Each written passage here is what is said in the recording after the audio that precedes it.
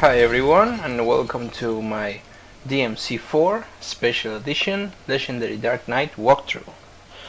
We are on mission 15 and we are back in the castle, and I think in this mission we're gonna fight the Toad again, but this time has some new tricks, some new attacks, which are basically throwing icicles, I think, and not much else.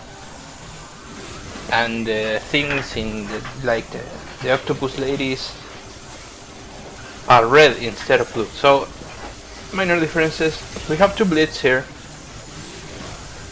and we have to blitz when we have to blitz, and we don't have any type of item, extra item to use, like a gyroscope or something like this. We have problems. So I think I died once here. Did I die once here? No, I think I didn't. I will notice the edit if I died here. I didn't remember. I put together this video a while ago.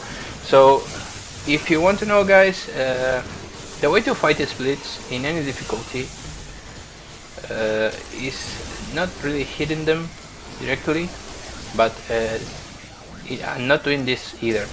Just get him out of this status, the lighting status there, and now just not do what I'm doing. Just grab the Beowulf if you're playing as virtual, and do an impact when you hold the triangle button to do the uppercut, the dragon uppercut. And activate the level trigger when just in time to do a distorted impact, I think it's called, which I done some of them, especially on the two last bosses. But I'm not a fan because it takes so much health that it doesn't seem. It seems like a little cheat, but I will do distorted attacks in Dante Must Die when I do that walkthrough, no doubt. But in here it seems a little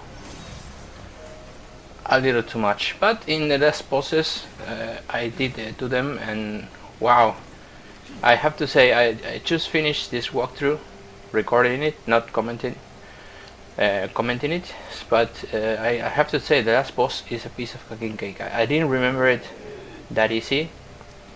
And look at this, I entered this room and I'm kind of waiting for a fight here, but it never appears. I didn't remember that there was no fight here when we come back.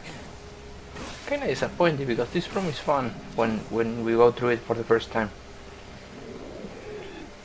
So anyways, I think here's the edit, yeah, when you spawn out here, because you're going to be attacked by a whole bunch, like more than 50 of Alto Angelos and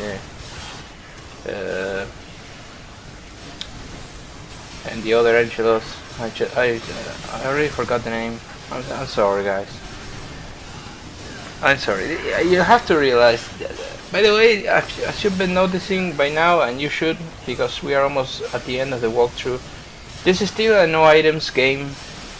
I never use items of any kind.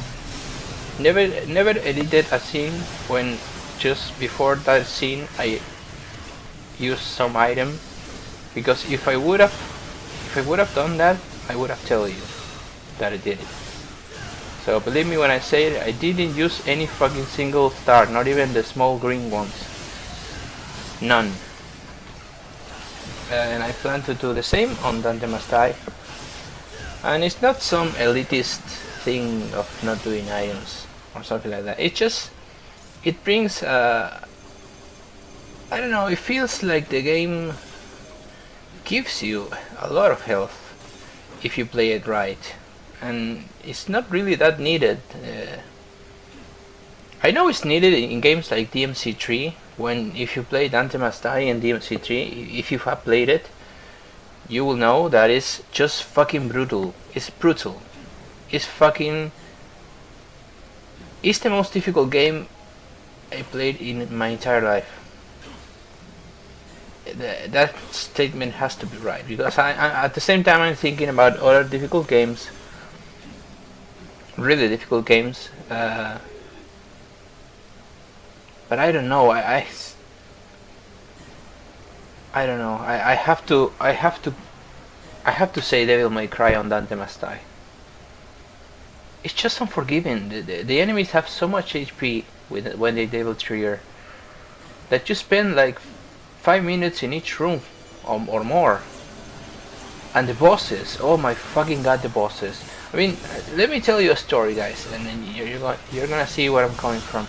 The first time I played Devil May Cry 3 was on the PlayStation 4. What? Was on the PlayStation 2. Was it the PlayStation 2 or the PlayStation 1? Well, you see, my memory is weird when it comes. When the game released, I just saw it and bought it and played it for the first time it released. The first version. Not the HD, not the special edition, whatever, they came out later. And I'm going to say this as an anecdote. The first time I played it on normal. I didn't even play it on easy. I started on normal. When I got to the first encounter with Virgil, the guy fucked me up so many times that I just rage quitted. On normal. I just fucking rage quitted. And I was hell bent on not using items, even back then. But I quit because I said to myself, how fucking difficult can be normal difficulty? Jesus fucking Christ! There's no way I can beat this guy. And then it's like I didn't touch or play the game for like a month.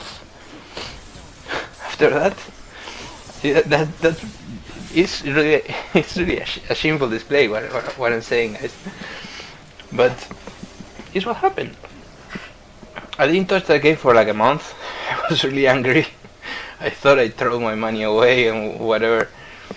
I was a kid, and I was really with a bad I am with a bad temper. You'll never hear me swear too much, like getting really angry in these recordings, because these are all post recordings. But if I ever do a live playing a live walkthrough of Devil May Cry, which I might do. I mean, I might do Dante Must Die live, because I kind of like that to change things a bit. So this room is crazy again. So yeah, I quit that game for like a month, and then I came back and I started on easy and started using items for the first time, especially when I got not an easy path. Went through easy, went on normal. The game was fucking incredible. I mean, when I say fucking incredible, it was like the best action game until that time, at least for me. And I went to normal, and that is called human, I think. And I used some holy waters on some bosses, because let me tell you, that's what I'm going to talk about earlier when I went on a tangent. The bosses on Dante Must Die on DMC3, they are not even brutal. I'm having trouble with that word. They are not even brutal. They're not. They are beyond that. You take so much time to kill them. Let's not even talk about the last boss of that game, which is Virgil. The last phase of Virgil, the end. He hits so hard that if he combos you, it practically kills you in one combo. Even if you have all your health unlocked, which you should. But let me tell you, let me put an example of how fucking hard those bosses are. if you play on Dante Must Die and you don't use, you're hell-bent on not using items, like I'm going to be when I do that walkthrough, you're going to suffer. When I say suffer, that's the word. I'm not exaggerating. You're going to suffer through it. You're going to feel physical and mental pain. Because the game is going to kick your fucking ass. If you're not a full fucking veteran of the game that can combo his way out of every fucking situation because he's already played so much fucking hours of that game, if you're not that person, you're going to suffer. And I even think that person's even die a lot in certain situations, which is just impossible not to get hit. But it's crazy, for me it's crazy imagining doing many of the bosses in Dante Must Die DMC3 without items, without using items. It's crazy. You spend like more than 10 fucking minutes. I remember fighting a boss. Which was it? The fucking Cerberus fight? I don't remember. It was like a big boss. Or that thing with horns. I don't remember. But fighting a boss that was so fucking. He had so much fucking health, and he was so resilient to attacks that I think it was a fight, like a 50-minute fight. When I was done, I felt like I needed to go to sleep. I felt like I was in the fight myself. I was strained, stressed, and needed to fucking, I don't know, listen to music and go to sleep. But here's the thing, that sounds really horrible to someone that just enjoy games, you know? But for me, that's fucking incredible. That's what drove me into the game even more. That's what made me love that game. It's a love-hate relationship, the Devil May Cry games for me. That's why I complain so much about this game, but I love it so much at the same time. And here we have the Toad. You see, he's gonna do the attack, and he has the two ladies in red now, I guess. So we're gonna kill him. So nothing new to comment here, same strategy as before. So I was saying, those bosses are going to do some distorted attacks. Look at that health, Jesus. So I don't know. I think they went overboard. In an earlier video, I said they went too much with the difficulty of Dante Must Die, and that's for me what makes it the most difficult game in history. That mode, Dante Must Die in DMC3, has to be the most difficult game in history. Apart for those fucking games that are designed to be the most difficult games in history, like those indies that are fucking bullshit, but I'm talking about a real game, a AAA game or whatever. Because what you end up playing today, you end up playing on hard because you know it's going to be easy. I mean, every game that I played, I started on the hardest difficulty, and I just get let down. Even the Witcher 3 on Death March, it was a letdown. Because if you take care and you know what you're doing, you're not gonna die a lot. And even if you die a lot, you can save it anywhere you want, so it's not really difficulty there. But even so, I remember DMC having better checkpoints than DMC4. That I remember. I remember DMC giving you checkpoints right after each fight, each single fight. And then here comes DMC4, which gives you sometimes one checkpoint in an entire fucking level, or two, and you have to repeat like 3 fights. So that's the disparity of the games, but I love them both, believe me, or I wouldn't be doing this.